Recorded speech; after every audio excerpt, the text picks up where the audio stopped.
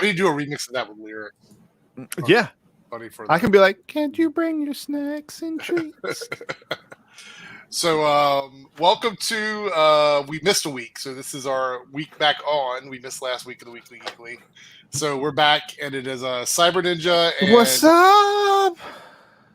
Alpha. It's Alpha. Well, I don't know what happened. There's no such thing as coincidence.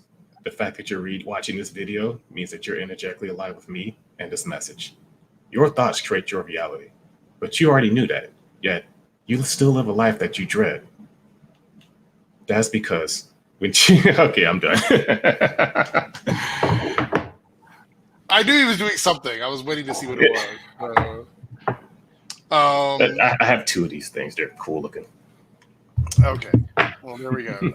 We were off a week. Actually, last week I was out of town on Sunday, and then the week just got away from us, and we didn't get a chance to catch back up. So here we are. We're going to talk about Loki episodes 5 and 6, and then we're going to talk about Black Widow. We're going to do them in that order because I know some people haven't seen Black Widow yet. So if you haven't seen it, you can jump off the train, I guess, safely before we get to our destination. We got a couple super chats here. Lord Genome says, is Loki season 2 getting delayed, and are you mad at me? Well, no, I'm not mad at you. It can't be delayed when we don't even know when it's coming out yet. So yes. Thank you for the super chat, though. I heard it was coming out next week, so it's been delayed. And we got a super sticker from Cal. It doesn't show up here, but I can see it in the normal. I see it. It's awesome. So thank you so much. And so, Cody, I love Marvel Unlimited. The only complaint I have about it is Alpha Flight doesn't have all of its issues. Oh. So there's a weird space with Alpha Flight where it gets into like issue 29-30 area, and it switches over with artist and writer. Mm-hmm. And then it picks back up later with a different artist and writer. So there's like 30 issues of it that are not available for some reason. Other than that, I've had nothing but good things to say about Marvel Unlimited. I'm rereading all the X-Men stuff. I'm actually up to the Inferno Saga now. So cool. Anyway, thank you guys so much for joining us. I think we're going to have a lot of fun today because we're going to talk a bit about this wrap up for the third series for Disney Plus, which is the Loki series, which I would say right now, without any... We're not going to talk about our thoughts like before this, but I want to say before we get going is that I think that the Disney Plus series are successful to me. I think it's a really good thing for Disney and Marvel. And would you guys agree? Would you say that at least the first 3 have been pretty good? I think it's very successful, and I think that the Netflix series were very successful. I think as long as these things are written well, budget-wise, it doesn't really matter. I think they do very well. And the Disney Plus, I knew once they announced it, I'm like, after seeing the budgets that they were putting into Agents of S.H.I.E.L.D. and the writing for that show, that I thought these were going to be amazing. And so far, it has been. Yeah. What about you, Omega? Your thoughts on the... Because at first, I was a bit kind of skeptical towards a lot of these shows. There was a precious few I was interested in. Besides, the only ones I was really interested in was What If and maybe one other. But now, especially after coming off of Loki, I'm fairly interested in what they're going to do next. I will say this: the What If, I believe, is 10 episodes. Is it really? That's cool. Yeah, that's awesome. Oh yeah, okay. I think it's going to run for a while. Maybe I'm wrong. I don't know. Maybe I'm completely wrong. But either way, I'm really excited for it because the What Ifs are going to give us like mini movies. Basically, we're going to get like, what if something happened and this is the movie we would have got instead? And so, kind of. What if Rick James was the Hulk? Do you like the art style for it? Do you like the art style for What If? The art style for the... Is it the same for each episode? It looks like it's all... Yeah, it looks like it is, That's unfortunate. Unfortunate. I don't dislike it, but I like the Animatrix where they gave other creators different... Do you think it's a continuity thing? Like, do you think they just wanted to make sure they all look the same? Is that probably? Yeah, I was hoping it would be something like Love, Death, and Robots where each one was different, done by a different studio or something, but they probably couldn't get all that together. I think because I do believe that some of the actors came back to voice act their characters and others couldn't do it for whatever reason. So that's going to be interesting. I wonder if we're going to pick up on any of that because I think they might get people that sound similar to the actors. I know that Chadwick Boseman got a chance to do his voice acting. I think this will be the last actual thing of his that comes out. So that's going to be a pretty big deal. I don't know what order they're going to be in, but I have a distinct feeling that I think maybe the first episode is going to be the Captain Carter, like the super soldier Captain America Peggy Carter storyline. I think that might be the first one because it feels like a good lead in You know what I mean? For the Right. for the series or whatever. Yeah. Is there any particular thing you saw in the trailer for that you guys are excited for in the what ifs? Like any of those stories that you'd like to see? The Peggy Carter, that seems pretty interesting. And Star-Lord as T'Challa as Star-Lord, that's weird.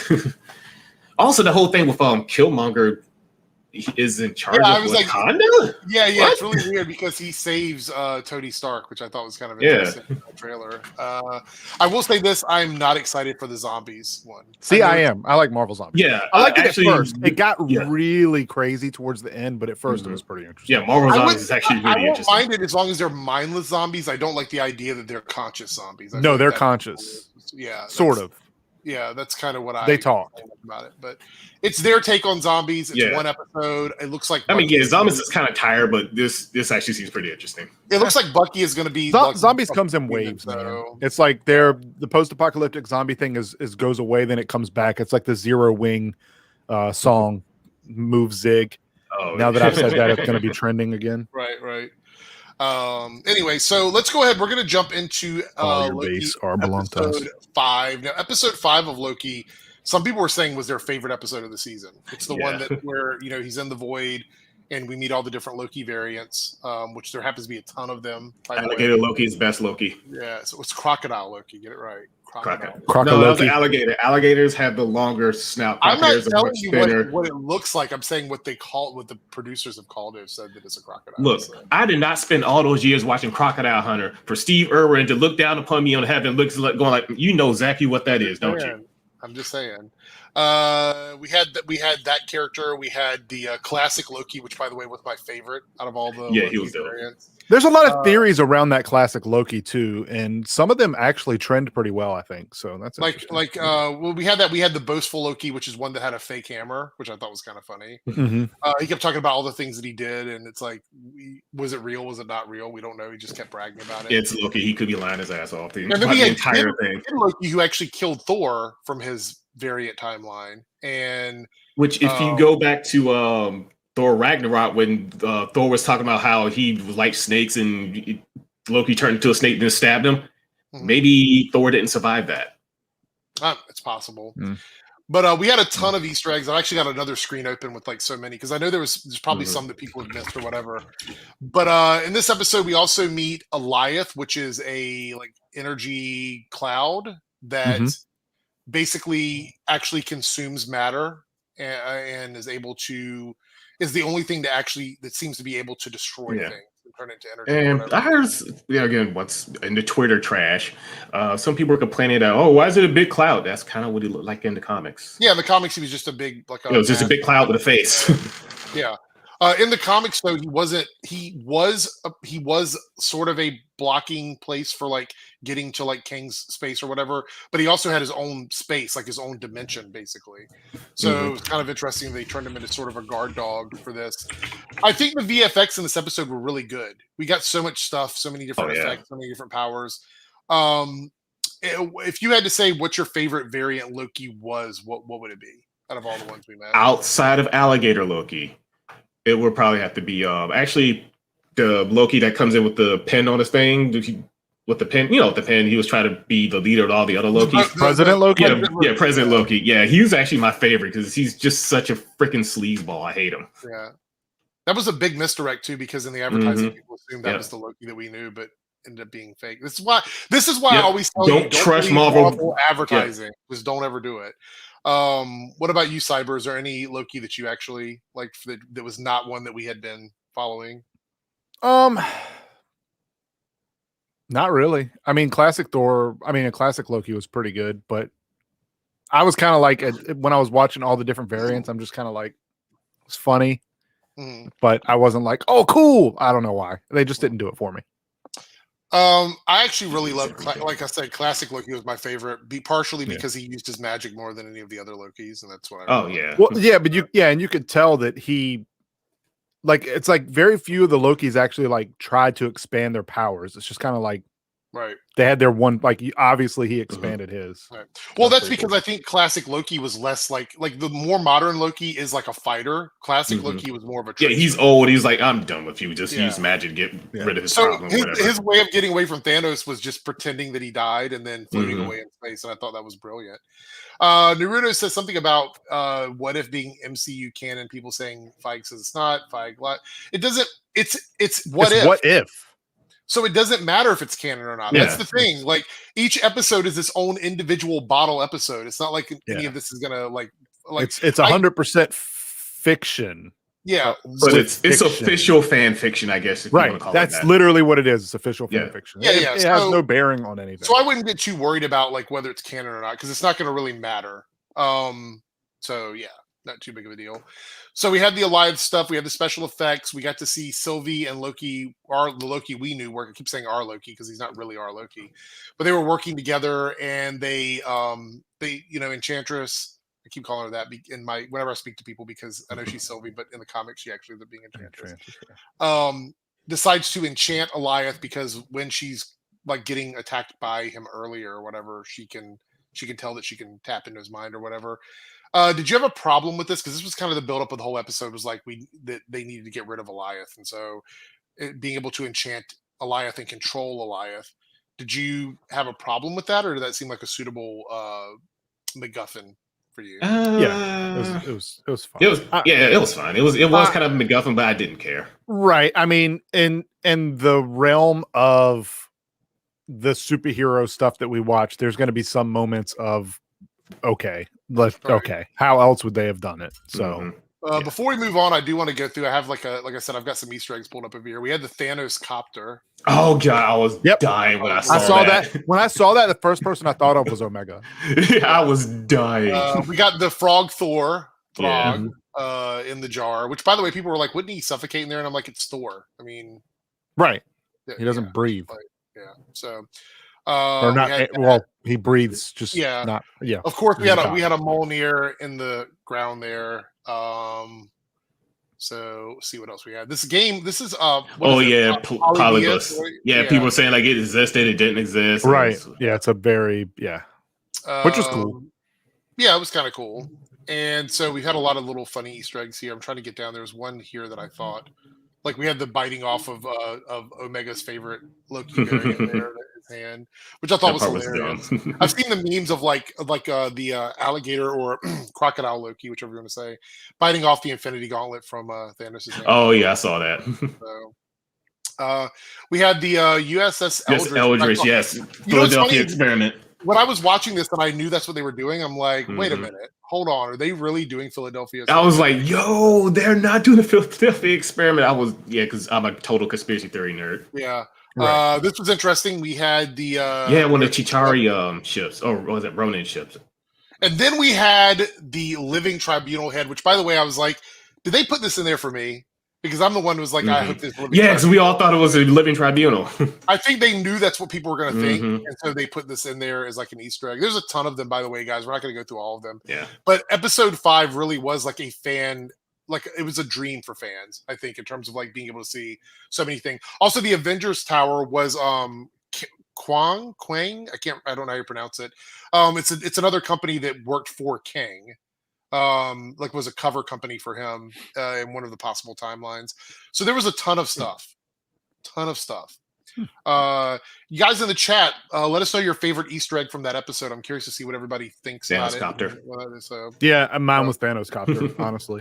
So this is just so silly.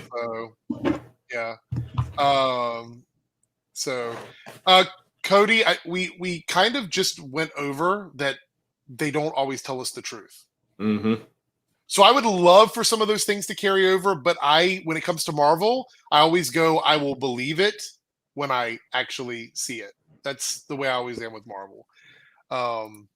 If they do carry some stuff over, I would love to do that, but I just don't know if they will. They've made an effort. Yeah, Marvel Zombies is going to carry over, guys. The MCU is going to get eaten up. Yeah, enjoy it. So people like the Thanos copter. Chopper. Get to the chopper. Because it's just the stupidest thing that was actually in the comics. It's real. Put it, you know what then they actually put it in the MCU. Is like, okay, this is just dumb. Right. All right, so let's go ahead and talk about this finale. Now, in the finale, it was a lot of dialogue, so there's not a lot to really go over. It really was Right. There's a lot to unpack, but not a lot happened. Yeah. It's a very drawn out. Like, I think it was a good episode. I actually preferred episode 5 to episode 6. I think the episode 5 was a much more visually fun episode. Yeah, more. Yeah. Yeah, clearly that's where the budget went. Yeah. Episode 6 is huge for different reasons, but I don't necessarily know if it was my favorite episode of the season. So, Robert here with the $5 super chat. I truly love you and my one and only monkey corn. I love sharing Loki with you and monkey. So make Glorious purpose together. Yes. Thank you so much for the super chat. John here with the $5 super chat. What? Nothing. I was thinking. Hello guys. Can I have a request for Rick and Ninja? Can you show full design to where full screen with your earphones and microphones? I mean, I guess I could. It's not related to Marvel, but yeah. Well, you can see mine anyway. It's my webcam won't allow me to. Does anybody know who this is? Anime. Y'all don't want to see my shirt. It's just a plain blue shirt. Does anybody know what mine is? It's just a. Headphones off. I look like just a plain blue shirt. See my titties. You know what's funny is I actually asked on Twitter if I should watch Boruto, and I got a lot of different answers. You know, y'all know my stance on Naruto. Well, no, I'm talking about Boruto, not Naruto. Y'all know my stance on Naruto. Anyway, so so let's just go and Thomas says, just got here. Their super chats confused me. Yeah. All right, so episode 6 was we basically get through Eliath from episode 5, and they find this like castle sort of floating on a rock outside of time, where you can see the sacred timeline going around it. Was it in the comics? It was the Palace of Ideas or something like that. House of Ideas. Yeah, House of Ideas. Yeah, I wasn't sure if they were actually going for that or not, but makes sense. It kind of sort of are, but they're not. It's probably more of a reference, if anything. So I guess the big mystery was who's inside of this palace, who's inside of this castle. Mephisto. And there were so many different people. A lot of people thought that Ravonna was going to be there. Magneto. Some people thought that Mobius might be there. But we find out that it is Miss Minutes. Actually, that was funny when she popped up. I was like, "Oh gosh, please don't tell me that." I was like, "Oh my god, it is actual AI." Villain? Let's go. Hey y'all! Like I was like, Tara Strong is awesome. I love it. Yeah, I love her for the voice actress. She's great. But anyway, so at first I was like, "This is a misdirect, right?" We did finally find out what she said. When she said, "He who remains," I was like. Actually stopped it and looked it up. I was like, oh, so they're using that guy. I was like, okay, it makes sense because that is a connection to the TVA.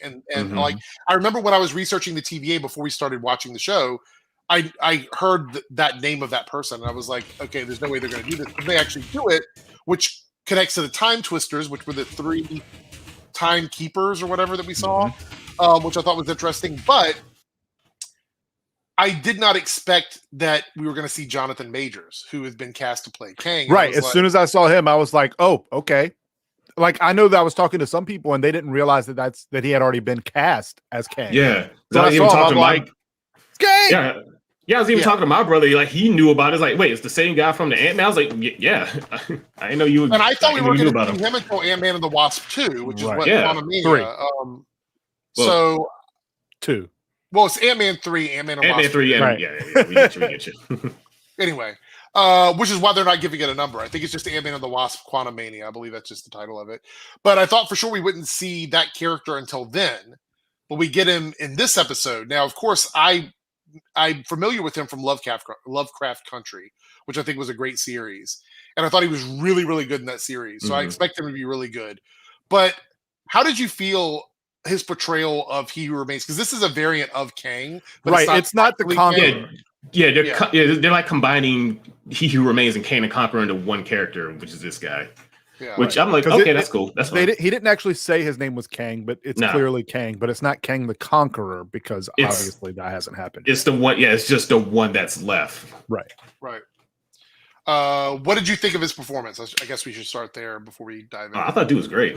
Yeah, I thought that it made sense. Because you got to think about that character, like as he was manipulating everything it just goes to show that he was doing it for the sacred timeline because that has to be the one he's from. So he was protecting that one so he didn't disappear. Right. Had to be. And then at the same time, keeping the other Kangs from also, or other multiverses from war and destroying themselves or whatever.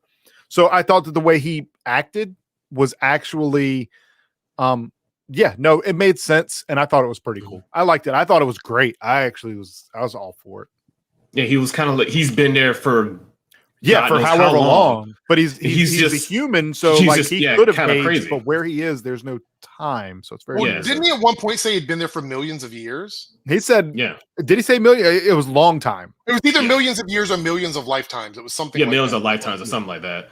And when he's just been around that long, he kind of just went crazy. And at one point, he was like, "Oh, we're past the point, past the threshold. Past this point, I don't know what's going on. I don't know what's going to happen because I've been through this so many times." That actually brings up a good question. So, being at the quote unquote end of time, it wasn't really the end of time. It was just the end of where he knew. It was end of that Kang's time. Right. You can't see past your death. Right. So his film ran out there.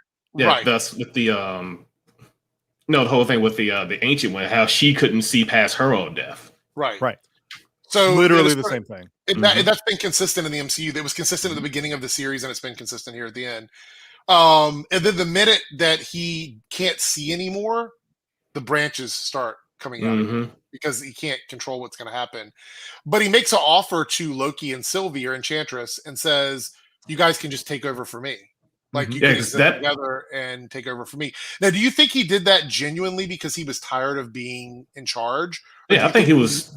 I think it was. Or do you think he knew that when he reached that threshold or whatever, that the other variants would come out, and he couldn't stop them? I think Omega's right. I think he was tired, and what he meant by that was like no one else could get to him, and no one else could do the job. That's not true, but I feel like out of all the people that could make it through to him without him actually inviting someone, then it had to be them.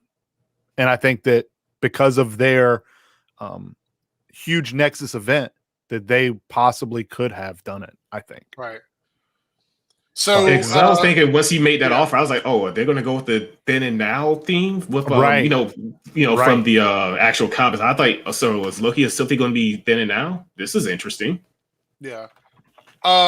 So we have the two of them sort of for the first time in a while. Loki and Sylvie are not on the same page. Like Loki is like, we should consider the implications of what's going on here because we could be making a big mistake. Yeah, because sorry, go. And I say, and then Sylvie's like, "No, I just want to kill him." Yeah, she wants her revenge, while Loki's kind of like, "I've been an asshole my entire life. Maybe I should think things through instead of just going off, just going with the whim or whatever." Right. Now, with this change between the two of them and them shifting their sort of vision of what they wanted to do here at the end, do you think that Kang was aware that was going to happen? Did he know that they were going to have opposing viewpoints, or do you think that no, because he couldn't see past it? I think at that point he couldn't see past it, so he didn't know. He literally didn't know what was going to happen. Yeah, he even took off his things like, I can't predict your movements because at this point, I don't know what's going to happen. Do you think that Loki actually wanted the power, or do you think he genuinely cared about what happened to the timeline based on what we know of him? I think it's a mix of both. I think it's a mix of, Loki being Loki, he wants power, but it's also kind of like, well, someone has to do this. Someone has to take care of the thing. I think that Loki didn't see that as power. That's not power. That is manipulation, but it's not power. Right. There was nothing strong about that Kang. He was just a dude. He just happened to get to where he was. Actually, once he reached his threshold, he wasn't a threat anymore. Right. He couldn't. He's just regular 31st century human. Right. So I feel like that, like, I think Loki was more or less like not okay with how they went about it, but also understood why Kang was doing his job. Right. So I don't think he wanted the power, but I do think that he wants power, but not that power. Yeah. So that's fair. So which point of view do you think is the correct point of view? Do you think that Sylvie was correct, or because we don't know for sure what's going to happen now? I mean, we have an idea of what's going on, but we truly don't know what's going to happen. Do you think that Sylvie was right in killing him off, or do you think she just did what he wanted her to do? No, I think it was right. manipulation. I think she was right. I think the problem is that you can see it from both sides, almost Thanos-like. Like you understood where Thanos was coming from, even though it was the wrong way to go about it. Mhm. Kang has seen all the different ways that the multiverse can screw itself up and destroy everything, right? And just become this huge war. I don't think that the multiverse would have ended. I just think it would have been a constant war and nobody would be left, but time would still exist. Right. I think that what Kang was doing was keeping the other variants of himself from essentially taking over. And then maybe instead of just pruning people here and there, literally becoming a conqueror of different multiverses. Yeah, I think he was probably, here's my thing. I think he was trying to protect a timeline from himself. Like I said, all those different versions of him, some were good, some weren't. He was probably just protecting, basically is making the timeline this one thing so there's not so much pain and strife due to this stupid war. But so here's my question though, and this is kind of why I dived into what, was Loki right or was Sylvie right? At the end of the day, he's still oppressing people because he's correct. He's forcing people to do what he wants them to do because he thinks it's the right to thing. maintain this once timeline, Right. which it's so he's still a bad guy technically. I mean, like I feel like what he's doing with the TVA is way worse than just the pruning of the people, which is the TVA. But taking people to work for him and then they don't even know, right? That's pretty bad. Well, the other thing is that, like, you look at other timelines, like look at classic Loki or look at Sylvie's timeline or whatever. He was taking away their ability to exist because he wanted to control things. So by taking them away from their world and resetting their timeline, their lives are gone. Like correct. That timeline is gone. So there was much bigger implications. So I understand why she was so passionate about it. But at the same time, I understand why Loki's like, we should probably consider what's going to happen if we do this. Because we find out she kicks Loki through a portal back to the TVA before she actually kills Kang off or whatever. And somebody in the chat said he goes like, see you soon. It's because he knows there's going to be... Oh, yeah, because at one point, that's one of the mentions, like, it's like, either way, I win. Either you take over from me and I can just retire and do whatever, or you kill me, we'll end up right back here where we started. Yeah. That it's just inevitable that scenario will repeat itself at some point. Yeah, it won't be that same version though. Does that make sense? Yeah. Maybe not. Yeah. Well, there'll be another. Be. Right. Well, there'll be another version that reaches a similar conclusion to him because that one is gone. That one is no longer around. And I thought it was very interesting that like so many people were talking about free will, but it was like the people in the sacred timeline still had free will, just their choices didn't have the same repercussions. Well, not only that, but they had free will, but the TVA would come in and just take them out of it. Right, but they didn't know that those choices did that to them. So in other words, not at all. Yeah. So like if you're in the sacred timeline and I give you a multiple choice, here, you choose these out of, A, B, C, or D, you don't know that B, C, and D is going to get you pruned. If you chose A and you kept going on, you made that choice. Right. When you make B, C, or D, you see then that you get pruned, but it's too late. And that's taking away their free will, yes. But people were saying they were manipulating the sacred timeline's free will, but they actually weren't. Right. Because they were creating branch timelines. Whereas the main timeline, they still made those decisions without knowing that they had to make those decisions. What an even bigger blown mind free will? A bigger blown mind moment for me is we know that there's created timelines off of the branch sacred timeline.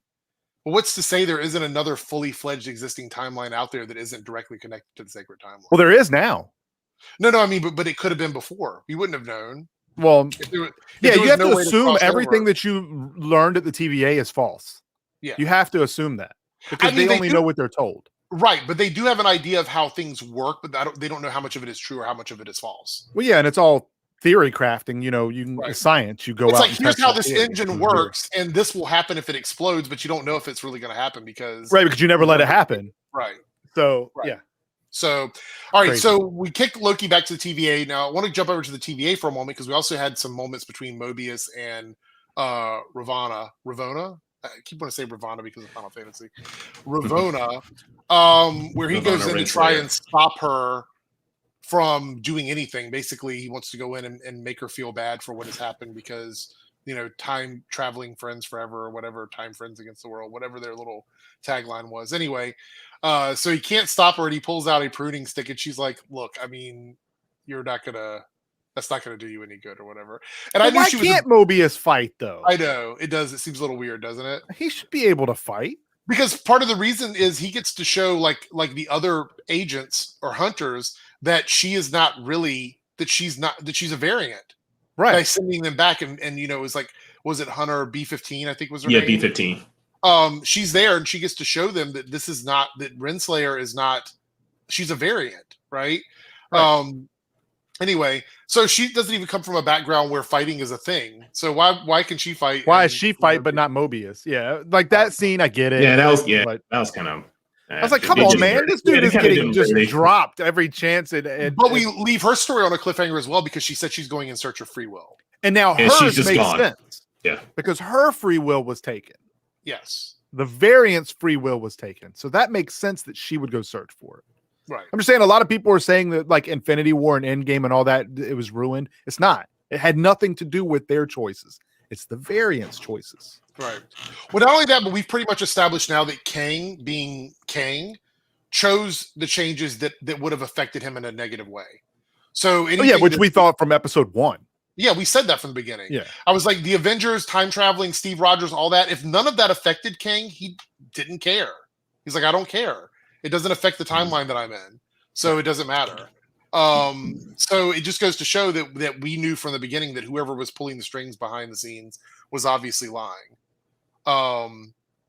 So Robert, we're talking about a show with like. Woo! Yeah, someone just mentioned something that. So the fact that he's not trained to fight at all seems a little. Yeah. I was just about to say that. Yeah, because Renslayer, she was a hunter at first, so yeah, she probably had some training. Yeah, but we don't know that Mobius was always an analyst.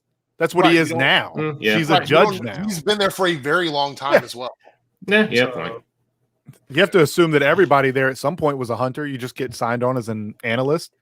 Yeah.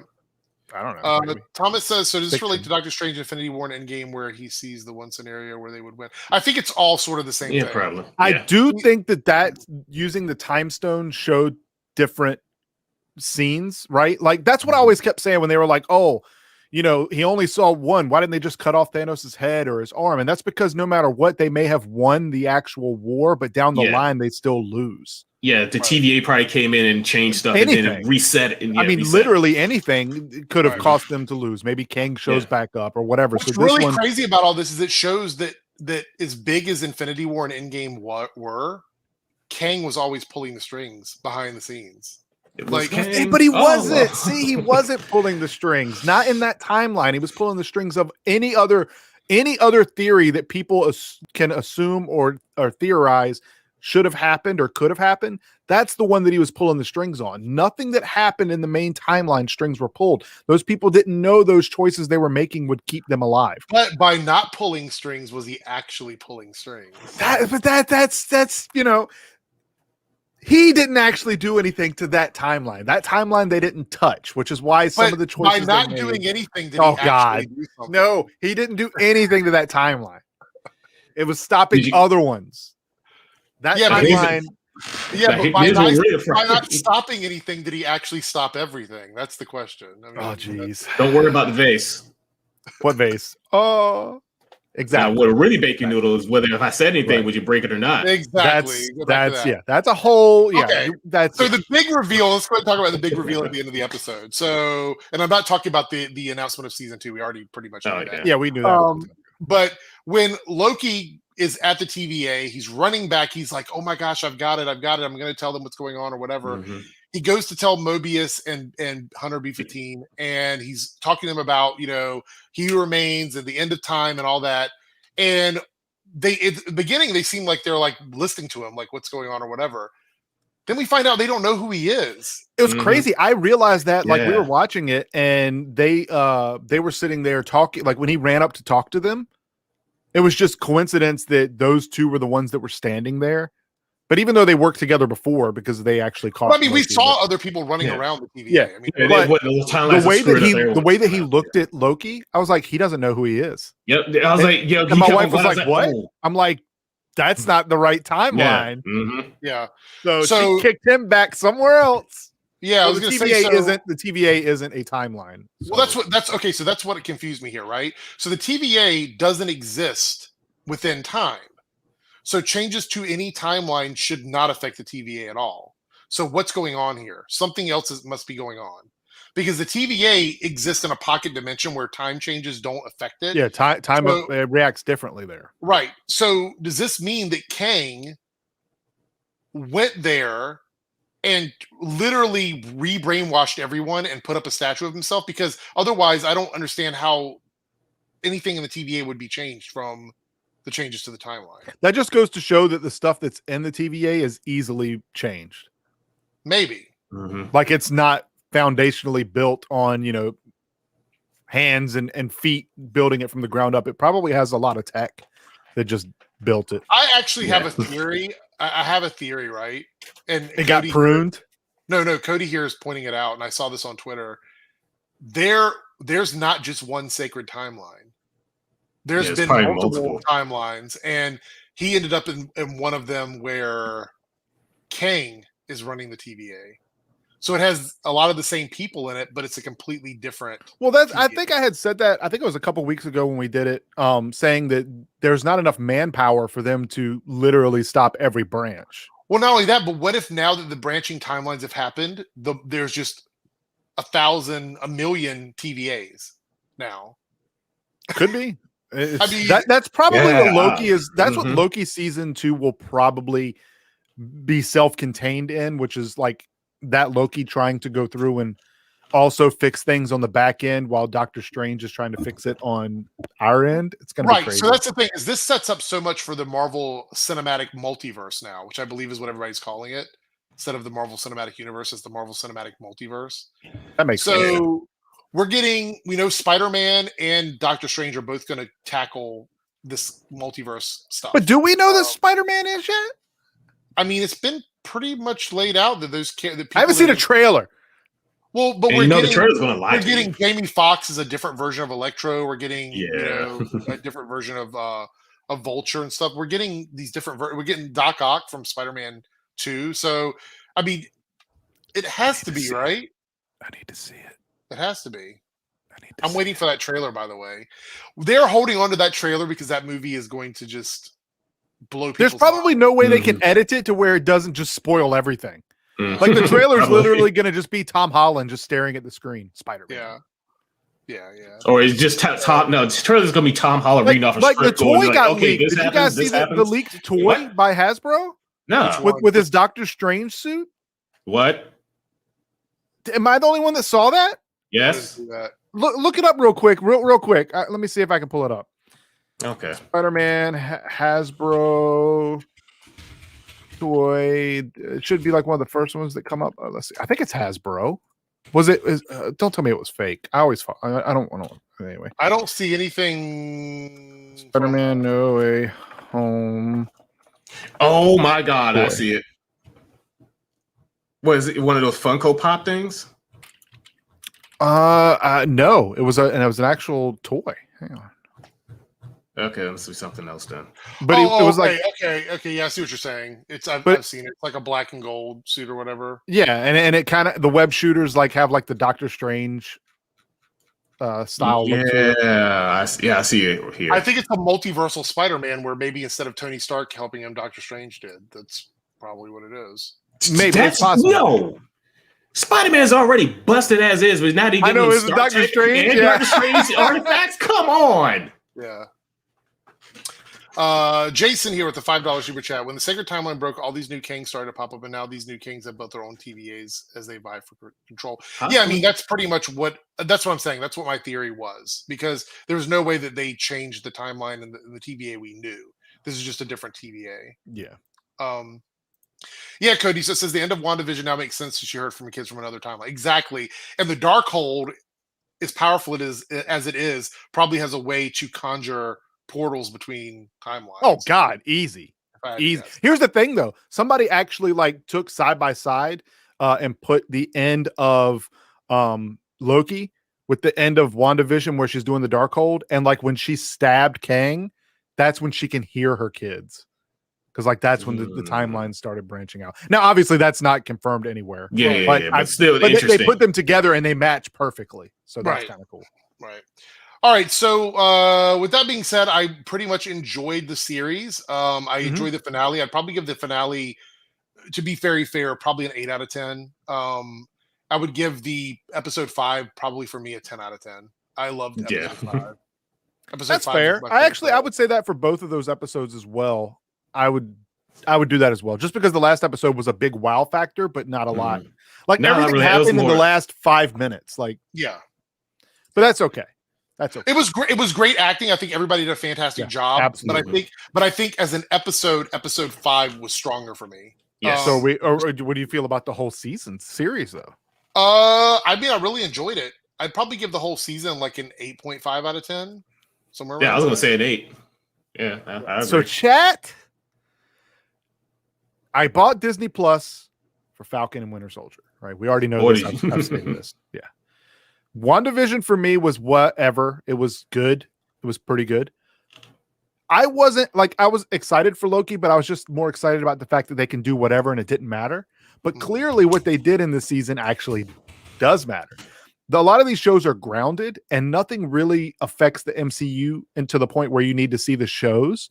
I feel like you have to watch Loki. Yeah. Right? I feel like you have to. But because of that, not bad. I give the Loki series a 10 out of 10. Wow.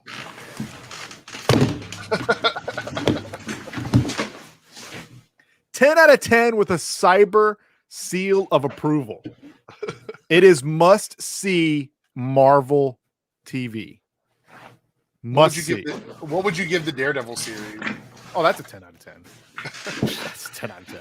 Now here I am putting variant in my name. Are you sure you're not the variant? I'm saying cyber seal of approval. The Loki series to me shocked me to the core that they actually went that mile. That they introduced Kang, who isn't supposed to show up until Quantumania.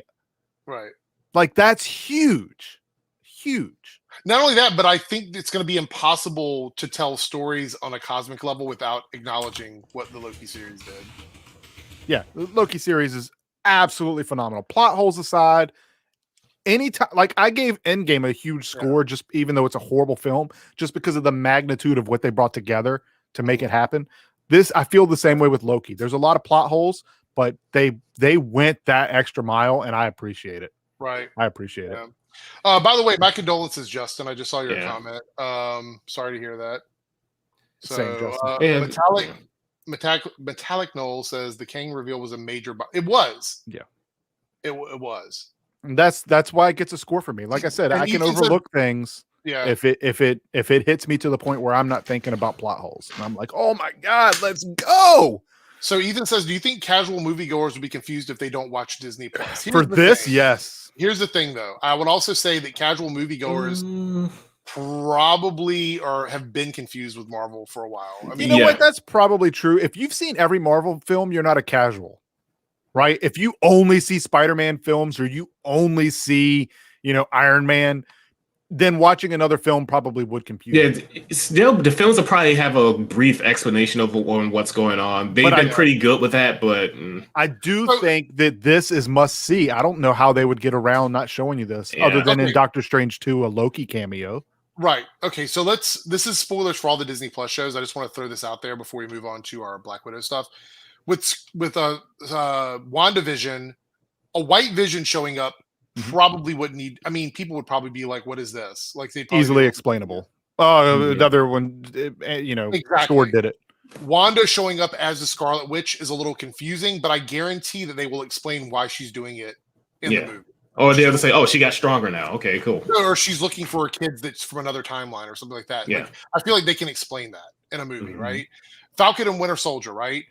Bucky's changes were so, I don't want to say not important to the films, but it was a small bump where if he comes back and he's like, I've worked things out in my head or whatever, you're not going to. Yeah, they're going to say, I worked things out. I'm fine. Easily done.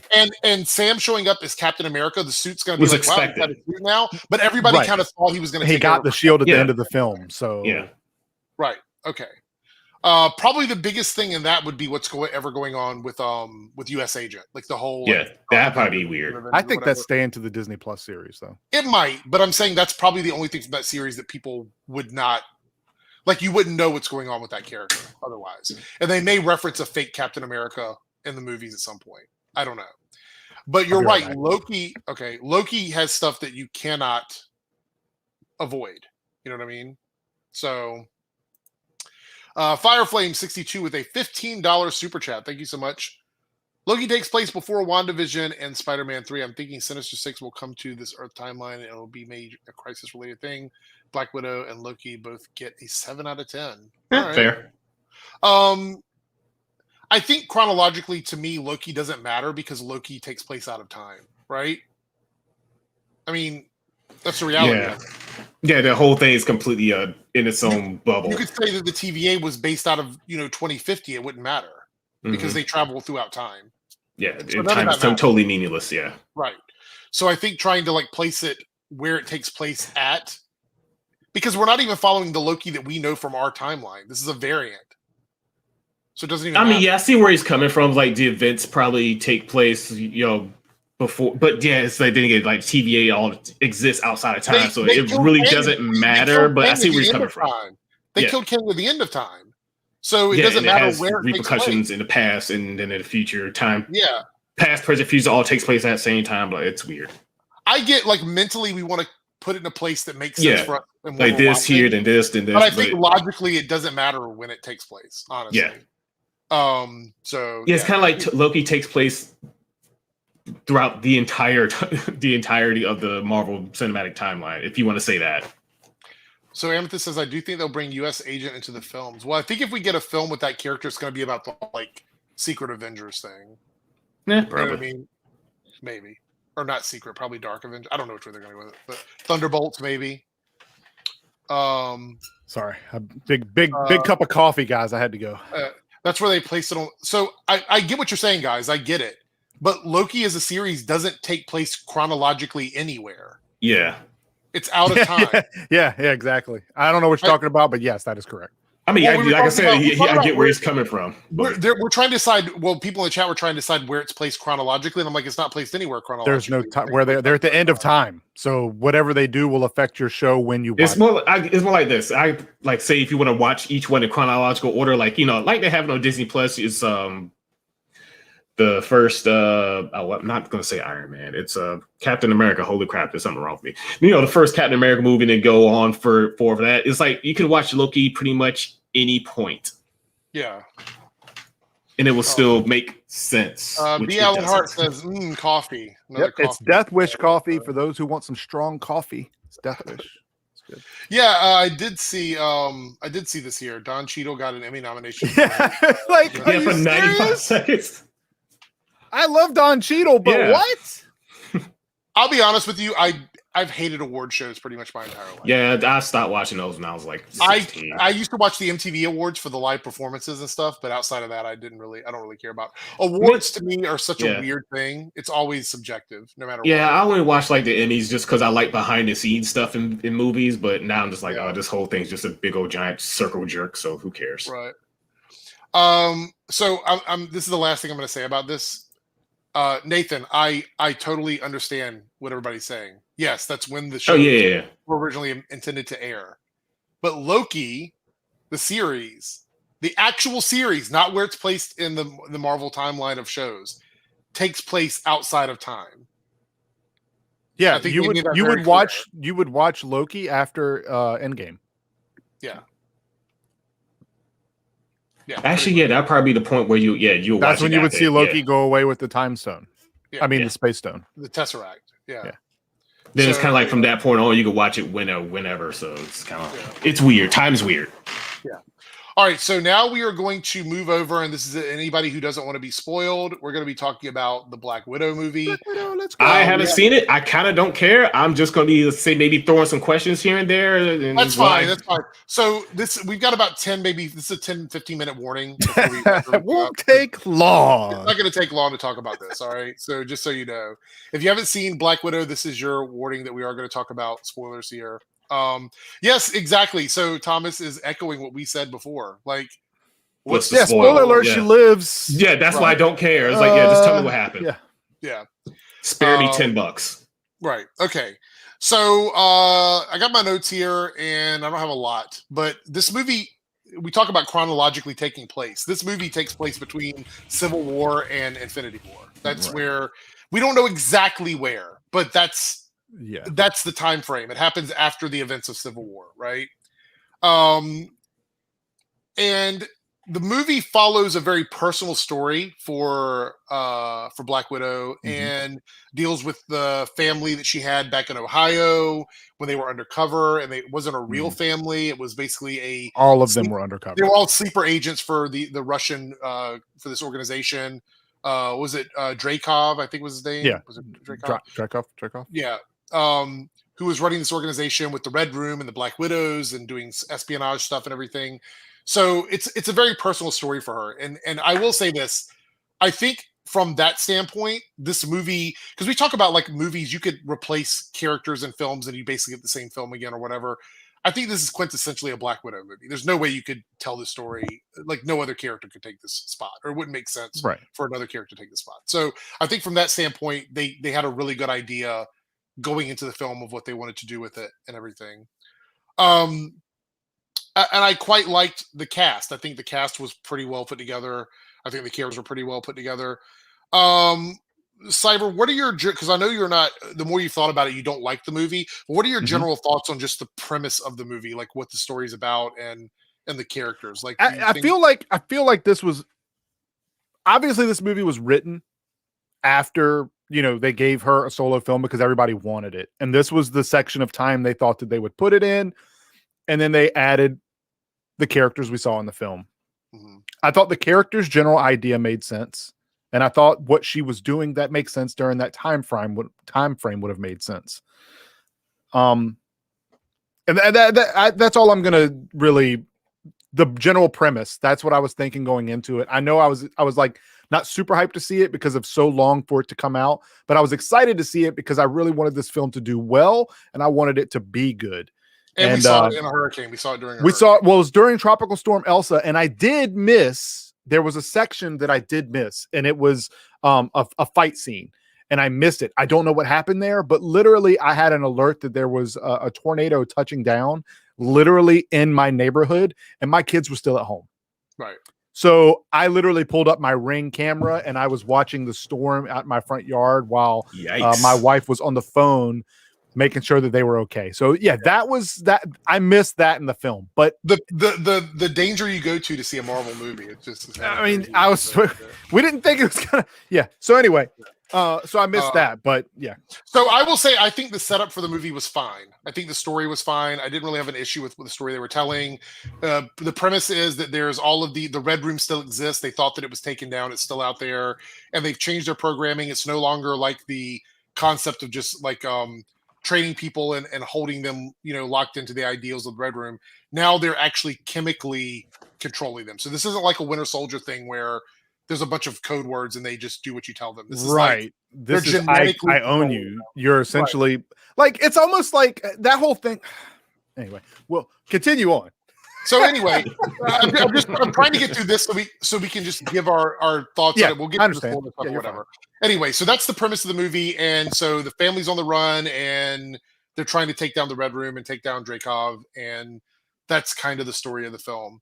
I would say the story for me was strong. I know there's a lot of plot holes in the story, but I think that the concept of the story and taking down the Red Room seems like a logical choice for a Black Widow movie, in my mind. I thought the fight scenes were really well done. The one complaint I do have about the fight scenes was there's a fight scene later on in the Red Room between Taskmaster and Red Guardian, and I think it was very poorly edited. Like I don't edited. Yeah, nothing happened. It was awful. Well, that's what I mean. Like that scene in particular, I wanted so much more from it because I think Red Guardian was I'll be honest with you, Red Guardian was one of the most interesting parts of this movie. I liked his character. I would love to see more of this character simply because of his little like one-sided rivalry with Captain America, which I think is hilarious. Very funny. Very funny. I like that about him. But I think that there's a lot of straight up though, I think the best parts of the movie action-wise happen at the very beginning of the movie and then in the very end of the movie. I think there's a lot of like unbalanced fighting scenes in the middle of the film. And so for me, that's kind of a problem. I think that the best character in the movie outside of obviously Black Widow is Yelena. I think she's really good. 100%. And we know based on this movie that she's coming back again. And that's fine. I think she's a really solid character. We're getting a lot of sort of passing the torches of titles over the last, I don't know, few things with Marvel because we're losing so many characters. Do you think that this next cycle of characters is going to have the time and the ability to grab us as much as the first run characters did? Because this is going to be the second Black Widow. We're getting obviously a new Captain America now. Do you think these versions are going to be able to captivate people the way the original like 2 or 3 not the way they were portrayed in this film? Okay. Not the way they were portrayed in this film. That's the problem. It's not the acting. It's not the overall story. It's that nothing. First of all, we knew nothing that was going to happen with Black Widow really mattered because she's gone. Here it goes. Right? If you haven't seen Endgame, she doesn't make it. Okay. The passing of the torch is fine. Everyone in this film was barely mediocre in terms of ability, in terms of fighting, in terms of doing anything. Here it comes. If they did anything, they failed and had to regroup if they were successful at all. Every plan they had didn't work. Like, at all. The Red Guardian was literally a joke in the film. Yeah. There's not one fight scene that A, the Red Guardian won, or B, like felt like he should have just outright dominated. But he should have, though. That's what I'm saying. Like, he was talking about how he's a super soldier, and I fought Captain America. I agree with you, though. In the first scene, when we see him in Ohio, he's pretty badass in that scene. When he flips the truck and starts taking the gun and shooting the cars and stuff, that's a pretty good scene. He's not wearing the suit. But I think he's not the Red Guardian there. Well, he was the Red Guardian. He was a dude. He was not the Red Guardian. When he showed up in where I think it was Russia or whatever, he was like, "Can I be the Red Guardian again?" I distinctly remember him being part of that. Like he had the powers. We still don't know how he got his powers, right? They didn't. You know nothing other than his suit still fits. Yes, but he was pretty. He was pretty badass in that scene. That was probably the best scene of his. He literally walks up to Taskmaster and goes, "Are you kidding me? Like the Last Dragon?" I think they personally were trying to go for a laugh there when they shouldn't have. But I also think that they were trying to showcase the Black Widows. That's what I think they were trying to do. Yeah, and that's what I'm saying. That's fine. Like the thing is that the characters, unless these were one-offs, right? If they're not going to be in films again, you can do whatever. Mm-hmm. But ultimately, they had Black Widow's sister. I believe he said that we would see Red Guardian again. They did. I think there was. But why? So I don't know. So it's so weird to me in this movie that they would have scenes where he's just a bumbling idiot and a bad quote unquote father. Right. And then he tries to have the moment where he's being sincere and they ruin it because immediately after, he goes back to being a bumbling idiot. Well, also, I want to point this out. The really sad thing is, and I guess there's a bit of reality to this as well, which is odd because, you think about superhero movies, you don't think about reality or whatever. He has a very like almost human moment with Natasha on the headsets or whatever, where he's like talking to her about or whatever. And we know that obviously when she walks away from Rick Mason at the end of the movie to go over to the Quinjet or whatever, that's the last time that they ever saw her because we get to see the end credit scene with Yelena or whatever. He never got to tell her that. Like he said that and, his wife heard him, but Natasha never did. He never got to say those things to her. So I thought like, that's pretty awful if you think about it. Like he didn't really get the opportunity to like have. And that's the thing. Throughout the entire film, you see the two sisters who constantly think this guy doesn't care, and in many ways he tries to reassure them that he does, but in a way of making it look like he doesn't.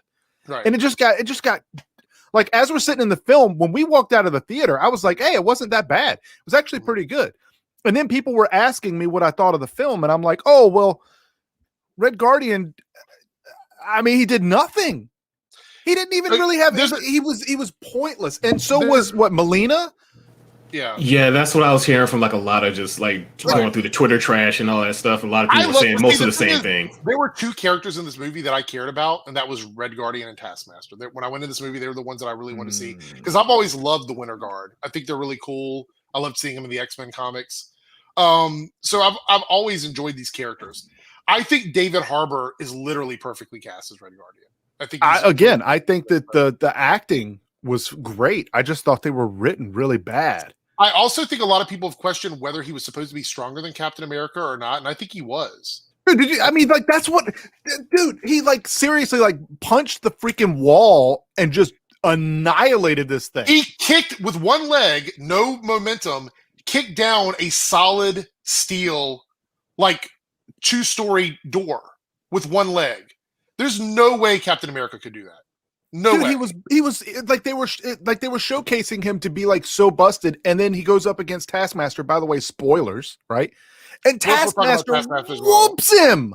Yeah. Which again, okay, first of all, we get it. Taskmaster is broken and should be able to, but at the same time, shouldn't be able to just toss this guy around like he's nothing.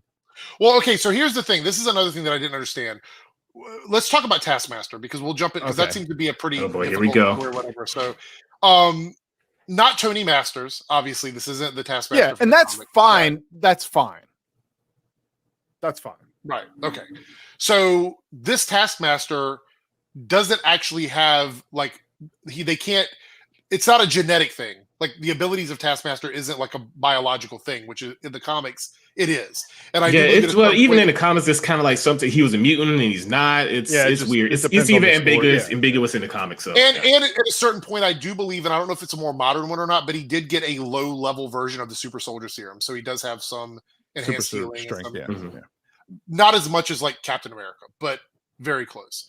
So anyway, this Taskmaster I know was able to follow movements because of a program running in her head, and she was able to use this tech, which is fine. I don't have a problem with it being tech. I know some people do. I don't have a problem with that, right?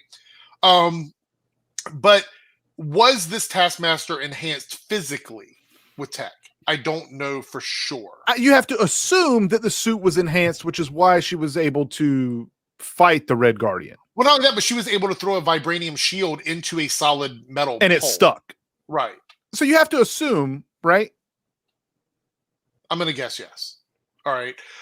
So anyway, there's been a lot of controversy about the fact that it ends up being Dreykov's daughter instead of being actually which is Tony fine. Masters. That's fine. I'll be straight up with you. By the time we got to the end of the movie and we hadn't seen who it was, and the reveal was going to be this huge reveal, I knew it wasn't going to be Tony Masters. Right. Like it's not going to be the character. So I knew it was going to be someone else. I thought it was going to be a clone of someone. Like it was going to be someone that we knew from another movie wearing the suit. Like, oh, look, it's Jeremy Renner. It's a clone of Hawkeye in a Taskmaster suit. Someone that Natasha knows that she cares about. Like, that would have been huge, in my opinion. Because I'll be honest with you, that suit, with the exception of making it a big reveal at the end of it being his daughter, doesn't make sense for it to be a fake man's body. Like, it's like a male physique, but it's a female in the suit. Mm-hmm. I felt like they were hiding it for a weird, like, I don't think that was the intentional idea when they started the movie. I think there was something else entirely. I believe that Taskmaster was supposed to be Rick, her contact. That's what I think. I think that's who Taskmaster was supposed to be, Rick Mason. I believe. I don't have a clue. Possibly because he's a mercenary. He does things for money. Right. So it would make sense that he would be the one wearing the suit. Plus, there was this weird like thing where the height was different at certain points. Like when Taskmaster was fighting her at the beginning, he was tall or she was tall, and then in the red room she was short or something. It was very weird. And they even went as far to say there was different stunt people that had to play. Yeah, it was very noticeable in the film. Right. Okay. So my complaint with it isn't the flip. I don't mind the flip. My complaint about it is it was done poorly. It was done very poorly, and the whole reveal, honestly, in that whole scene, like it was cool because you get to see Natasha doing her work, right? Like that whole thing was a work with Dreykov, which was cool. If you know Black Widow, you knew that's what was happening. And it was the whole, oh, poor as me. Oh, that's your play. It was that moment. And it's like, cool. That's what she does. That's awesome. But then he revealed that was his daughter. And it's just kind of like, I don't really see the point of that. But think about this though. Wait. Yeah, go ahead. What? Because I was half paying attention there because as I was just trolling chat. But so the Taskmaster that they were fighting was not Taskmaster. It was his daughter. It was Dracov's daughter. No. Dreykov is the main bad guy from the movie. Right. That's the whole point. Taskmaster's not the bad guy. Black Widow, Natasha, the one that we know when she was defecting, tried to kill Dreykov to end the Red Room, and she thought that she did, which is why she thought the Red Room was gone. But she did it by placing an explosive in a backpack of his daughter. Right. So she essentially killed his daughter, she thought. But unless there was supposed to be some world where Dreykov knew that 30 years later, or whatever. Right, you're going to reveal his daughter to Black Widow. Why was Taskmaster a secret? Right. Why? That's why I think it was so stupid. It didn't make any sense. Like, by the way, just in case, you showed back up, let's take the mask off. I gotcha. Yeah, it was really stupid. It was a poorly done misdirect. And I don't have a problem with the tech Taskmaster. I don't have a problem with the female Taskmaster. It just didn't make sense that it was Taskmaster. Right. Yeah. That could have been just a suit. Yeah, it could have been. It didn't have to be a named villain. Okay, so they did call it the Taskmaster program, I think. So yeah, but it's literally the Taskmaster suit. It's not. No, I get it, but I'm saying we may see that tech later on with someone else wearing it. So this Taskmaster is female, so it's not. Yes. Okay. Fine. I mean, I'm okay with a different variant of any superhero. If it would have been a female Tony Masters, like a girl playing that part or a woman playing that part, I wouldn't have cared. I just think the story was bad. Like, it was very poorly handled because the reveal at the end for like boom, boom, boom, it's my daughter felt so soap opera. Who you thought you killed. Right. But what difference does it make? She hasn't seen you in 30 years. It would have been more impactful if it would have been a clone of Jeremy Renner's Hawkeye. Like, that would have been more impactful. It would have been a bigger surprise if this guy, Rick, that had been helping her all along, the mask comes up and he's like, I'm sorry, this is what I do for money, and I got to take you out or whatever. That would have made more sense to me. And then the whole thing at the end where they're trying to get out and get away. I'm just so tired of films like that. They were showing her in peril and like the family. I felt like the Red Guardian, Melina and her sister, they should have focused way more on them and not on Black Widow because she was never in peril. You knew she makes it. Yeah. So you should have focused on the family who you don't know that makes it. I mean, they did a little bit with Yelena. A little bit. But yeah. That's it. I mean, yeah, I get it.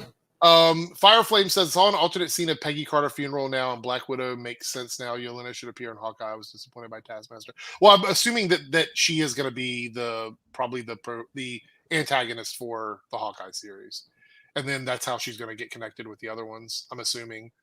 Anyway, so I guess two of the big questions are: do you think this movie would have made more sense if it would have came out between Civil War and Infinity War without the teaser at the end with Yelena? The timing of the film would have made sense. However, the fact that the rest of the family never shows up again means it doesn't make sense. It just doesn't, man. Unless they got snapped, which we don't know. And I hate that we don't know. I guess we could just assume they were snapped. We could assume that Yelena was snapped as well because that's what I mean.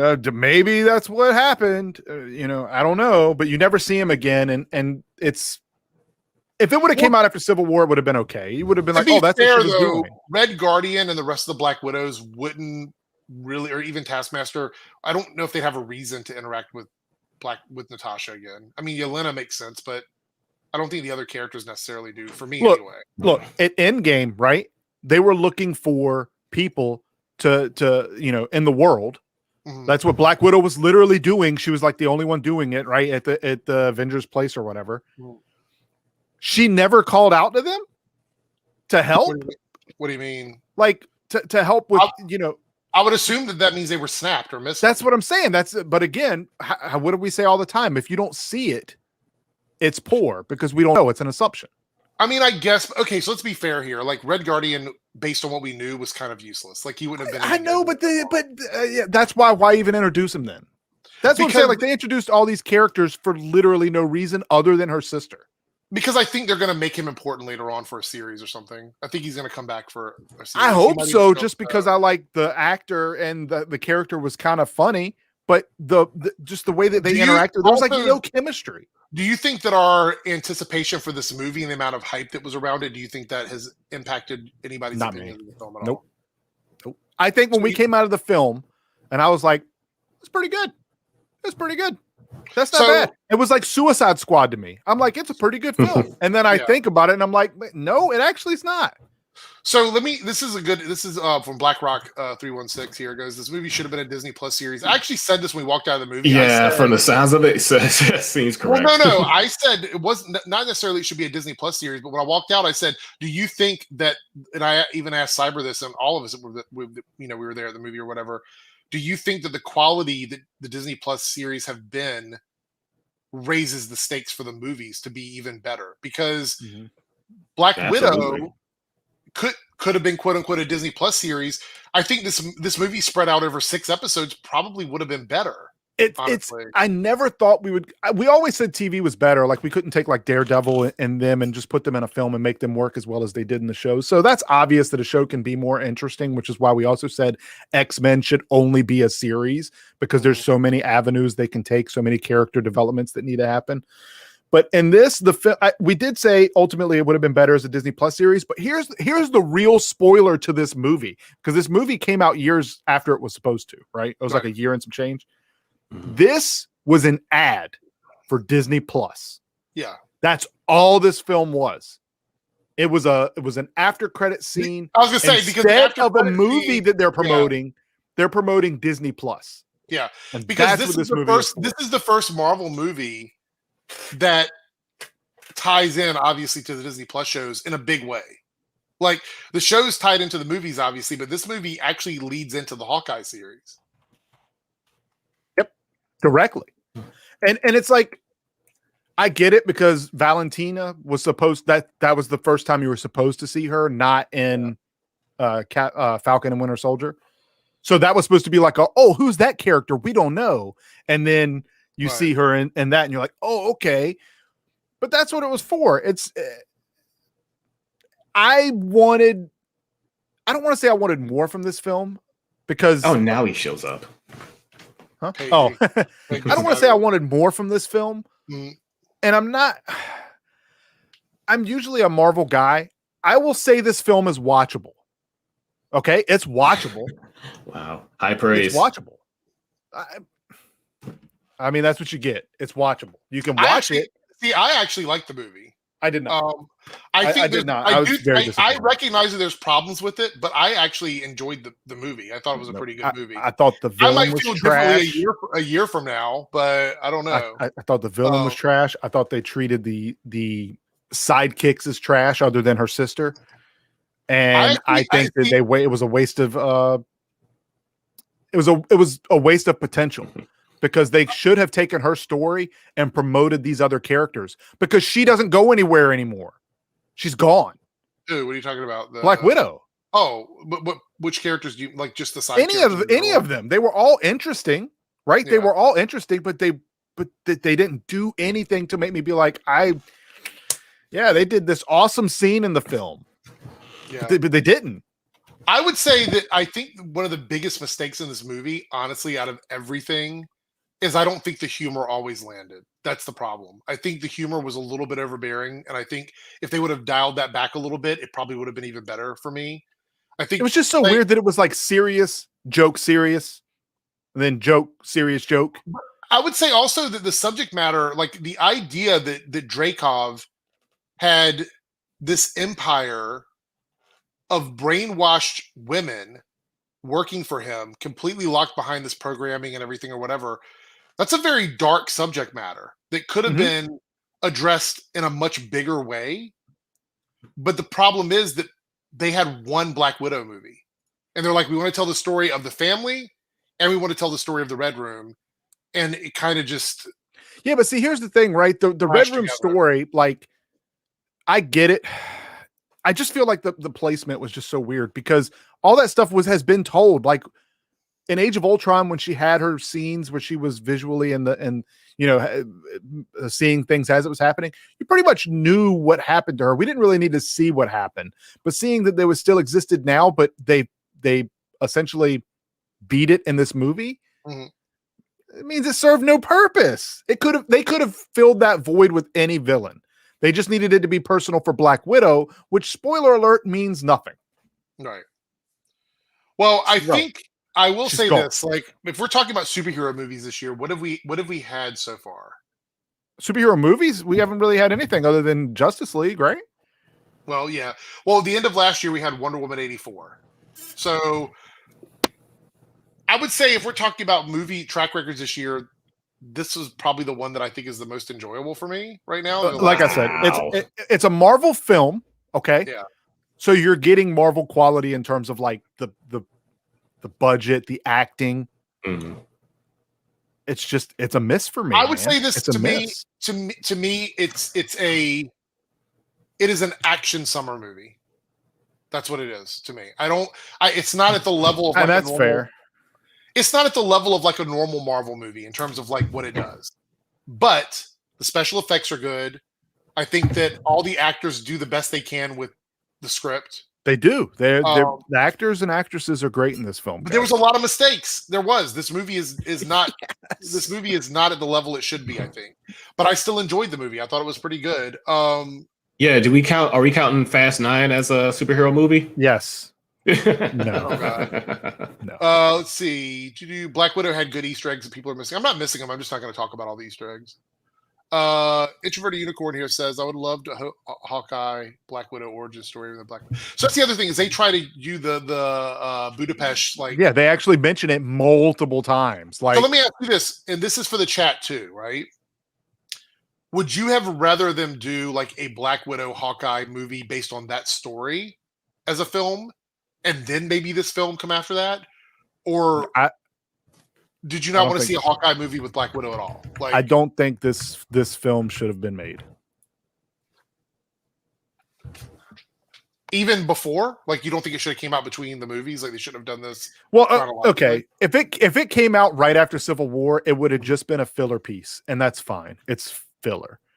And again, I wanted this film to do well because I think that Black Widow movie should do well. Mhm. I just think it was pointless. It's pointless. Let me just say this, nothing guys. happens. Nothing happens in this to make you look forward to anything else. Let me just say this. There's only one spoiler in the movie, and that's Taskmaster's identity. Right.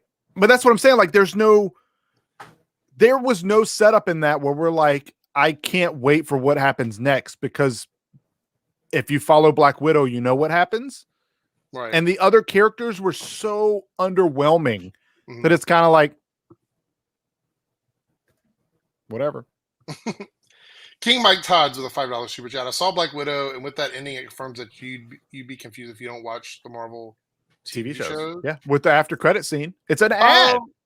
Yeah, I was gonna say that, but that after credit scene, if you just take that away, it doesn't really matter. You know what I mean? Like, I don't think, is Yelena even gonna be in the movies anymore? Probably not. I don't know. She's gonna be in the TV shows. So if you watch the shows, you might be confused without watching the movie. But I don't think it's the other way around. Like with this one, if you watch the Hawkeye series, you're probably going to wonder who Yelena is if you haven't seen Black Widow. Right. But I don't think that this is going to be confusing for movies. I think as a standalone film, if you watch this film and you're not trying to connect it to any MCU and you're just watching it for Black Widow, which, by the way, and this is funny because if you're not watching it because you're not worried about being connected to anything, you would have only seen her in the Avengers films, which are directly connected to everything. Right. But if you're watching this as a standalone film, you get to see Black Widow and her sister showcase their talents, which are virtually the same with different personalities, with little sisterly rivalry, which is good. It's funny. And they make some good jokes. She jokes on her posing and things like that. She gives her the vest, which you do see in Infinity War. So that stuff's pretty cool. But all the other characters that are introduced are so underwhelming. They don't do anything. Even the villains don't do anything. Taskmaster was supposed to be this great Taskmaster, right? Taskmaster didn't win any fight. But Taskmaster's suit was cool. It was amazing. The sure, all that stuff's amazing. But the bad guys, like, it was too much of It's just a bunch of nothing happened. It's just a bunch of nothing, man. Like Yeah, the fight scenes were cool, but like they were like either stalemates or the person who should have won didn't. Right. Yeah, I mean that's what I said is like a lot of the action scenes for me, with the exception of the first one, like the first scene on the bridge and the one at the end. Now, see, the bridge scene is what I missed because of the tropical storm. That was probably the best fight scene in the movie. Right. I missed that one. That's because of the tornado that was in my neighborhood. That's the introduction of Taskmaster. Yeah. I was in the theater, but I had the ring up, and I was literally, I had my phone and I was watching it like spoiler this. alert, you can go watch the scene on YouTube. Yeah. They're probably like, oh, he's recording the movie. No, I was watching a tornado in my neighborhood. We talked about this before with Disney Plus being a thing in that early access. We knew that clips were going to show up on the internet because people. Oh yeah, of course. So basically, I'm not going to say this, but I'm going to say it. You can kind of see all the big moments on YouTube. Just putting that out there, right? And they're not even that big. Yeah.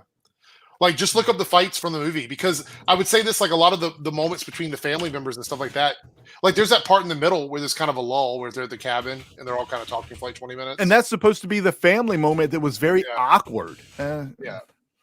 I don't know. Widow fights. Wow. Oh, this is in game. Never mind. Put like every fight she has is with Taskmaster pretty much until the end of the movie. All fight scenes, Taskmaster. Yep. 2 minutes and 43 seconds. Wow. Yep, that sounds about right. I'm watching it. I don't know if Taskmaster shield was vibranium, but I believe. No, I don't think it was. I think it was just. Here's the thing: we also had a discussion. Was Taskmaster's shield just a repainted Red Guardian shield? Was that his shield? I don't know. He took it. No, but I think he took it because it was his.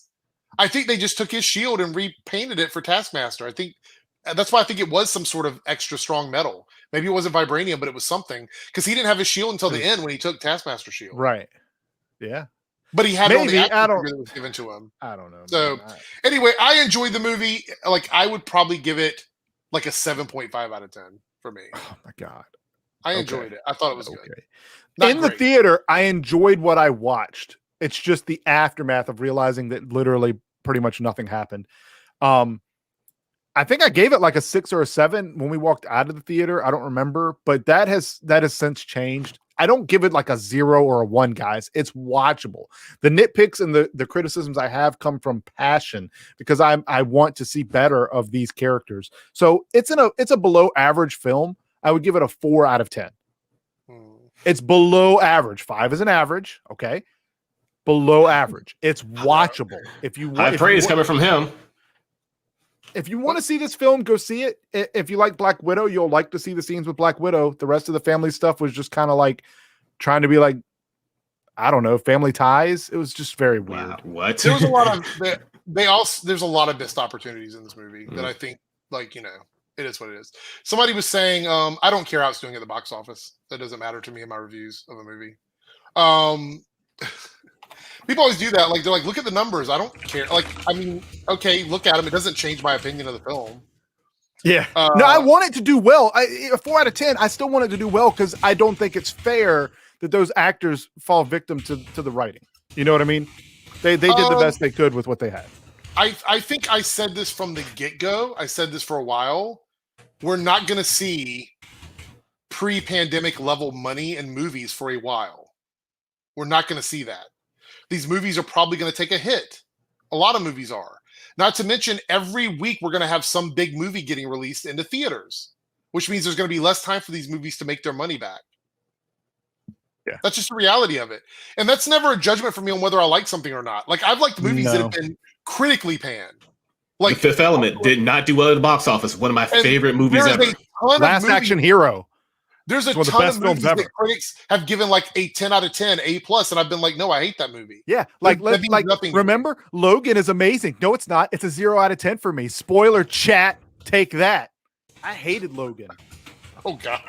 Hated it. Yeah. Oh, boy. Everyone's like, oh, Logan's the best X-Men movie ever. I'm like, okay, here it goes. Better than the rest of the trash. Logan is awful. Go ahead, chat. Burn me up. It's trash. Burn me up, too. I fucking hated that movie. Oof. I hate the X-Men movies.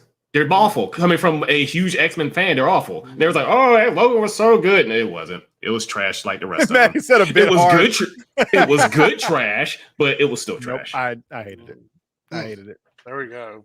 I can give you guys an entire weekly geekly on why that movie is trash. Don't even. Exactly, inverted uniform. That movie know, was boring. It was so the reality boring. is the reality not is trolling. we could do a week about that because there might be a week coming up where we don't have anything to talk about. We walked out of the theater, and everyone that I was with was praising it. I gave it a 3 out of 10 straight out of the theater. I didn't praise it when we walked out of the theater. I didn't either.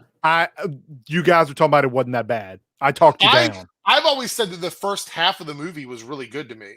Like I really enjoyed the first half of Logan. But we'll save that for like another Yeah. Is this the only movie I see doing really well is Spider-Man Far From Home. Well, that comes out at the end. Like that's what I'm saying. Like I think it's going to be several months before we see movies that are going to be doing big numbers. It's just there's too much coming out. There's too much coming out.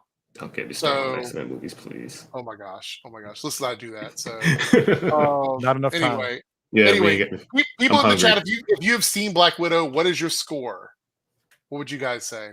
Somebody said, "Why did I?" Look, somebody said 4 out of 10 in chat. Look, there it is. Has anybody?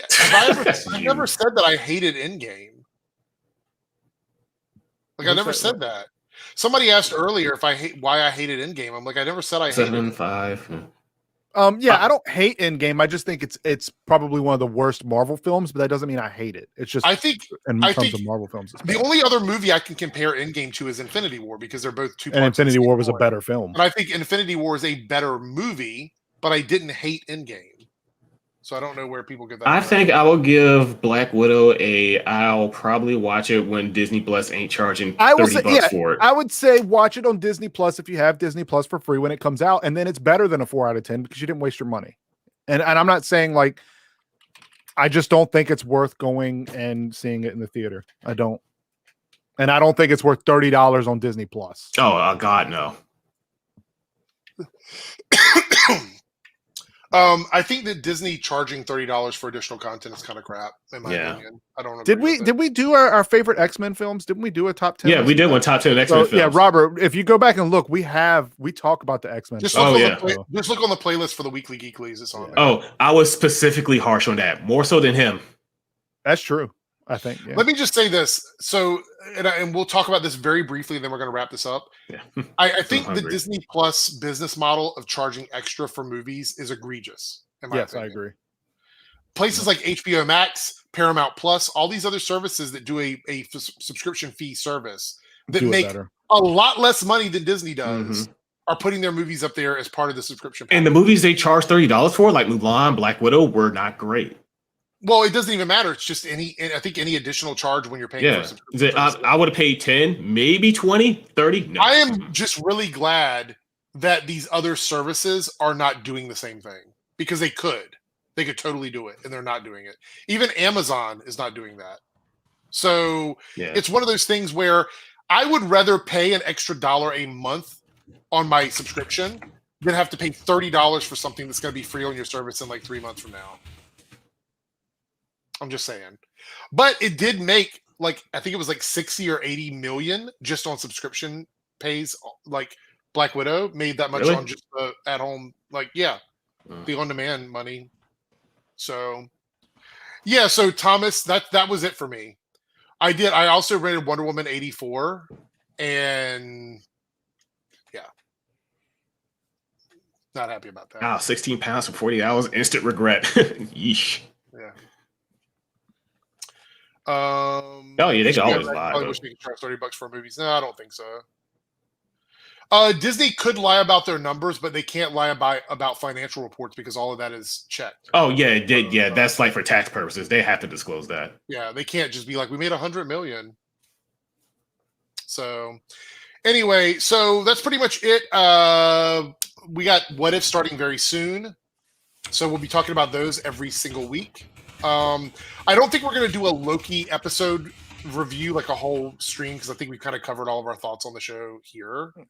Yeah, that makes sense. I mean, there's really not a lot. We pretty much covered all of our opinions every single week.